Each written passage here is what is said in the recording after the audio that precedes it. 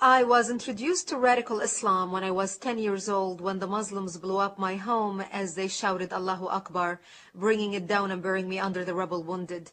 My only crime was that I was a Christian living in a Christian town. I learned at the age of 10 years old the meaning of the word infidel.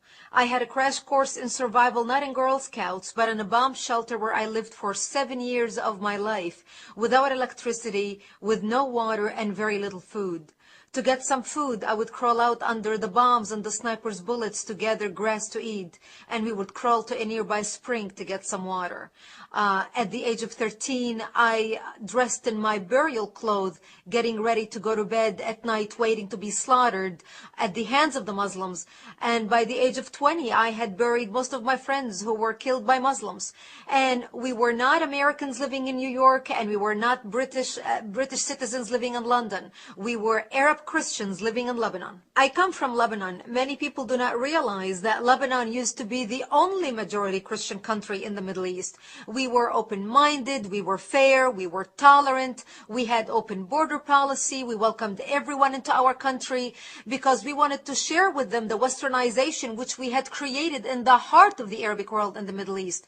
Because of the majority Christian presence in Lebanon, we were good in commerce, we focused on building the country. In a very short period of time, Lebanon became Paris of the Middle East, the banking capital of the Middle East. But sadly, because of our open border policy and our open-mindedness and tolerance and fairness, we welcomed people who were not supposed to be in our country in the first place. Muslims used to send their children to study in our universities because we had built the best universities in the Middle East, in the Arabic world. They graduated and they stayed and worked in our economy because we had built the best economy in the Arabic world, even though we did not have any oil. But even though we had the problems with the Muslims, especially as the population, the Islamic population grew because of the multiple birth rates, and we, the Christians, started shrinking because we simply do not get married to multiple wives like they do. We don't have many children like they do. So over 20, 30 years of this trend, they became the majority and we became the minority.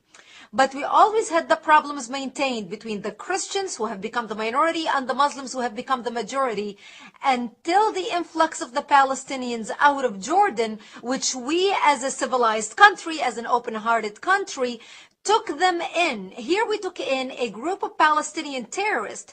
Yasser Arafat was kicked out of Jordan when he tried to overthrow King Hussein out of power. But because of the dictatorship of the king, King Hussein kicked them out and actually killed more Palestinians in Black September than the state of Israel has killed in all its existence. We, as a majority Christian country, open-minded and fair and tolerant and multicultural, we were the only Arabic country that took a third wave of Palestinian refugees into the country. Once they came in, the majority of them were Muslims. They put their heads together with the Muslims in Lebanon and declared war on the Christians. And that's when the civil war began in 1975. I was 10 years old when the war started. Because of the presence of the Palestinians and because of the open border, a lot of Muslims poured into from Arabic countries throughout the Middle East to help the Palestinians establish a presence in Lebanon. They wanted to use our open borders, our laws, our westernization, our fair and open-mindedness against us, using our laws against us. People do not realize that Lebanon is a republic, very much like the United States of America. So our enemy was able not only to infiltrate our country, but also use our existing laws to their benefit to establish their presence and twist the laws to their side.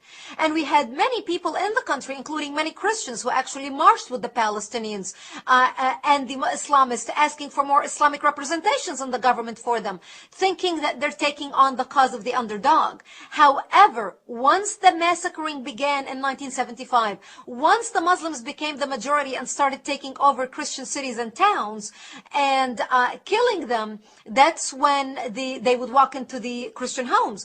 And some of those Christian leftists who basically demonstrated with the Islamists and said, What do you mean you're here to kill us and to slaughter us? We demonstrated with you. We pushed for your rights in the government. We pushed for you to take a part of whatever we had established. And the trends that we saw happening in Lebanon, once the Muslims and the Palestinians started massacring the Christians, and they would walk into Christian homes, and even some of them leftists who demonstrated with the Islamists and fought for new laws to be established in the country to protect the presence of the Palestinians who came to the country under refugee status.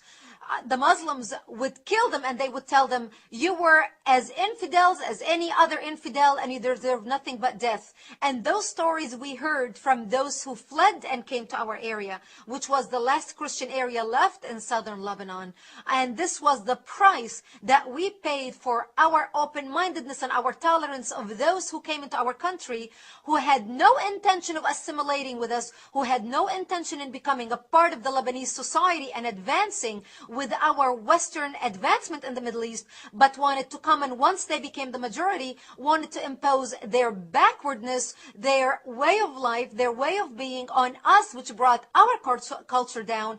And today, when you watch the news, you are no longer seeing Lebanon as Paris of the Middle East. You are seeing Lebanon as a terrorist infrastructure, a terrorist organization, where Hezbollah, Iran, Syria, and the axis of evil have taken control of the country, and basically now becoming a hotbed of Islamic extremists spreading their extremism all throughout the world. Once the call of jihad was uttered by the combined forces of the Muslims, regardless what their background was, they started massacring and killing the Christians. They would walk into the Christian towns. They would massacre the elderly and the children, as well as the men and women. They would walk into a bomb shelter. They would find a mother and a father hiding with the bomb shelter. They would take one leg of the baby. They would have a little baby, take one leg of the baby, tie one leg to the mother and another leg to the father, and then pull the parents apart, splitting the child in half. They would walk into our churches. They would urinate and defecate on the altar using the Bible as toilet paper. They would crucify the Christian men on a cross and then put honey on their chest and on their private parts to kill them so they can be stung by bees as they died slowly. This became the fate of the Christians. During the Lebanese Civil War, and which was, by the way, not a war between the Lebanese Christians and the Lebanese Muslims. It was a war between the Lebanese Christians trying to defend their existence in the Middle East and their democracy in the Middle East, and the Muslims who came from all around the Arabic world to fight with the Palestinians, to create a base from which to fight Israel, kill the Jews and throw them into the sea, and take Lebanon and declare it an Islamic state. And this is what they have been trying to do, and they have successfully done that using our laws. Today, the Christians in Lebanon are less than 20%. And during the Lebanese Civil War, 160,000, an estimated 160,000 people died in Lebanon. 100,000 of them were Christians. So here we went prior to 1975 being majority of the population, 65% plus, to today being less than 20%. And today, those who are still living over there, if the United States or any other country would offer them visas to come to the West and leave the Middle East, they would do that in a heartbeat and leave with the shirt